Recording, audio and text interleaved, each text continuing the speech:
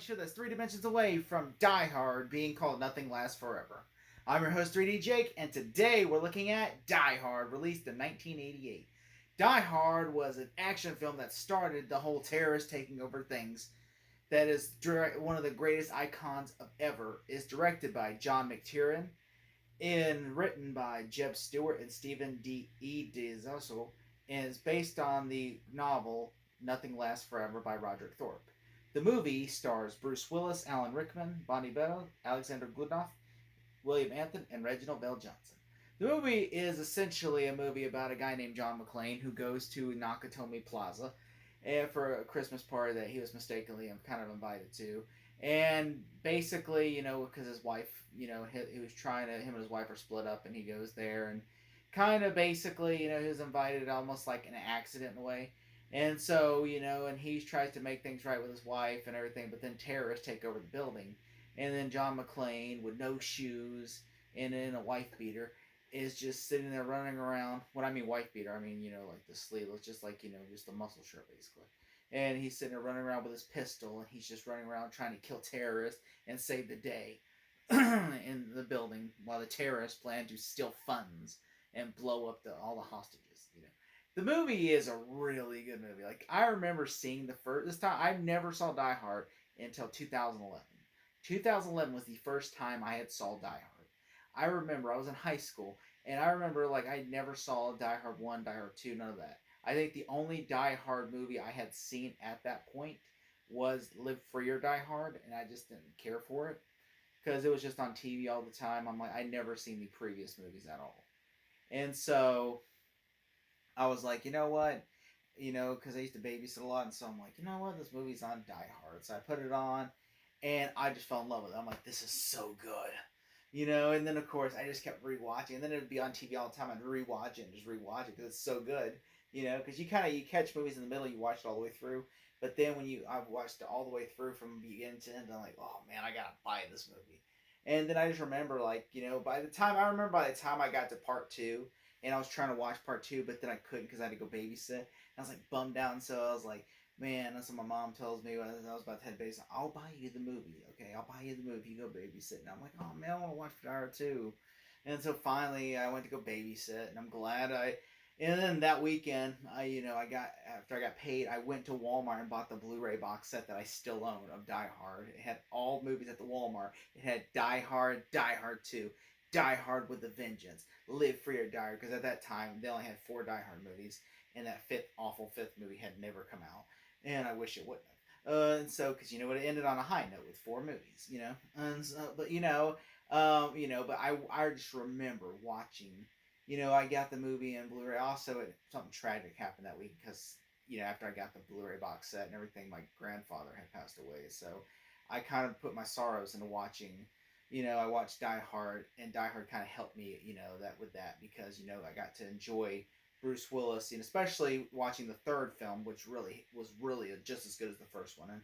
And this movie, I do have emotional connection to it because I just remember after watching Die Hard, the box set, and everything, getting the Blu-ray box set and watching that movie over. It just reminds me like, oh, well, that's how I lost my grandfather, and it's just emotional connection to me, and so that's why I really appreciate this movie so much more, and it's why it's in my top 5 is because I just have emotional connection to it, and I really enjoyed this movie because just a movie about just a man who just tries to reconnect with his family, and he's trying to and then of course something bad and terrible happens, and he has to try to save his family because there's going to be consequences if he doesn't.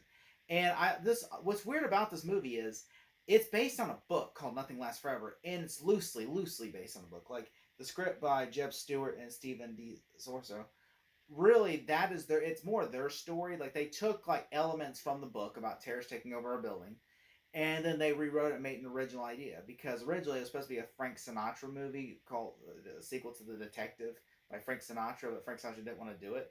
And so, of course, and like at the end, I think like someone like his daughter gets thrown off the building or something. It's like him trying to save his daughter from terrorists, and she gets thrown, and then they throw her over the building or something.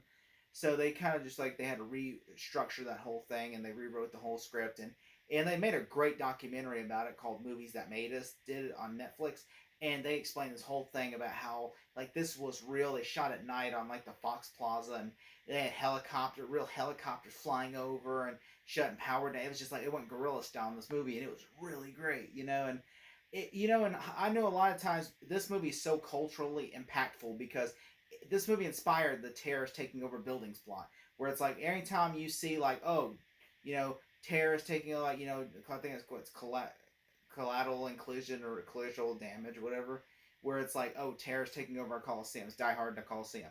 Or if you see like Olympus Has Fallen, oh, it's Die Hard in the White House. White House down, Die Hard in the White House. Or it's like, oh, terrorists taking over, anytime a movie like Skyscraper, it's Die Hard in a building ripoff. It's a Die Hard ripoff. Or Air Force One was even like, oh, it's Die Hard on the plane. It's like essentially that kind of Die Hard that inspired a genre of, oh, if a terrorist takes over something, oh, it's Die Hard taking over this. Like Paul Blart Mall Cop is Die Hard in a mall. That's literally like, and that movie, I like how culturally impactful this series is, and I do like that the movie essentially has like that, that longevity of staying. And I do like the fact that when the movie, like, it's just him running around, just like taking out terrorists. Like, I like how he tries to pull the fire alarm, and everything. Like, I would think, okay, he pulls the fire alarm, even though there were some continuity issues in the movie where I'm like, okay, I'm not stupid too about where it's like, okay, they cut the phone lines, the terrorists cut the phone lines and cut all the hard lines so that way they can't make contact the outside world. Okay, but yeah, he pulls the fire alarm. So wouldn't the fire alarm not go off then? Because wouldn't they not get that signal since they cut the hard lines? I'm just saying, they cut all the lines to make sure that nobody could withstand the outside world. They can't make contact. Like he could not, which also would make no sense that the limo driver, I guess because it's in a limo, that, I guess the sailor service in the limo that I was thinking, wouldn't the limo driver not be able to make phone calls either? But I don't know. I'm just saying, and also the fact is they want to call the police eventually. But I'm like, wouldn't him getting the police out there, wouldn't it just help your? I understand that the fact is that Hans Gruber is they're trying to break into the vault, or like I was sitting there watching it the other day going, wouldn't it make sense if he tells, oh, Nakatomi, instead of him killing Nakatomi, it's like, okay, we're not going to kill you because we need you. I'm going to go get one of your hostages and I'm going to shoot one every hour. I'm going to count to 4. He's going to say, I'm going to count to 3 and I'm going to shoot her. And if you still don't tell me, I'm going to grab another one and I'm going to count to 3 again. And until eventually we get to the last one. And then I'm going to kill you. And then we're going to get in the vault. That's what I would have said. Because, I mean, like, you only need, really, to be fair, no hostages. Because they don't know how many hostages you have or if you have any. I'm just saying, but I understand they need hostages, but still. I mean, because really, they don't really care. The police don't really care. They don't even know if they have hostages. There's like, all we know is that they're shooting up the building. And I think that's what's so great about the movie, though, is that Bruce Willis, like, he tries to dare to fight. I like how he kills the bad guy and goes, now I have a machine gun, ho, ho, ho. And there has been debate for years now if Die Hard is a Christmas movie, and I don't think it really is. Like, I know some people, I know people say, oh, it is. You could watch it on Christmas, and I respect that. Just like Nightmare Before Christmas. I don't think Nightmare Before Christmas is a Christmas. I think it's a Halloween movie, if anything, with Christmas elements. But I will say, if you watch it as a Christmas movie, I respect that. If you watch Die Hard as a Christmas movie, I respect that.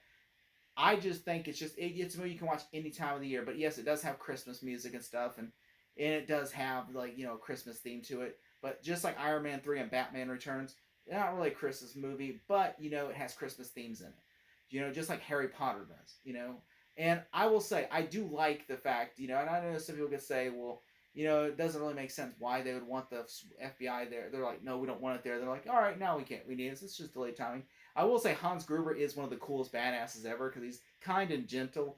He's like, just, and then I like how there's banter back and forth where, especially when he has one scene with Bruce Willis where he's pretending that he's a hostage and then he tries to kill him and then, like, all of a sudden he's like, shoot the glass. And, shoots the glass. It's just so great. And Bruce Willis just like running around barefooted and everything, and it's a really great. I like that, and especially how, like, he's on the phone and you hear that backstory from Reginald Johnson about how he shot a kid, and like it really has great emotions to it, and also has great things. Although there is one thing I always laugh at is whenever Hans Gruber sees the picture, because whenever that news reporter finds out that John McClane's family and the terrorists are watching the news and they see that, and then he goes, "Hello, Mrs. McClane." And then he just slides across the room and he shoots the gun up in the air, just slides in the room. He just runs out of the room sliding, goes boom, boom, boom. And I just started laughing. I laugh every time he does that because it is so funny.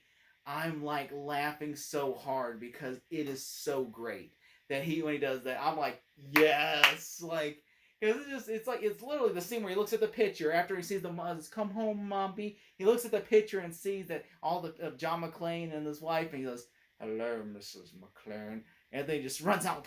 It's like that is great. I mean, that's the most weirdest scene out there of that times because he usually has a great scene, and I like how he has Rolf, who is the one with the long blonde hair, and he just keeps shooting up everywhere, and it's great. I mean, and it's such a there is a lot of cliches. I mean, like one dumb thing is at the end when all the hostages are freed and everything, and Rolf comes out with a machine gun to shoot John McClane. Why would you do that? You can literally escape.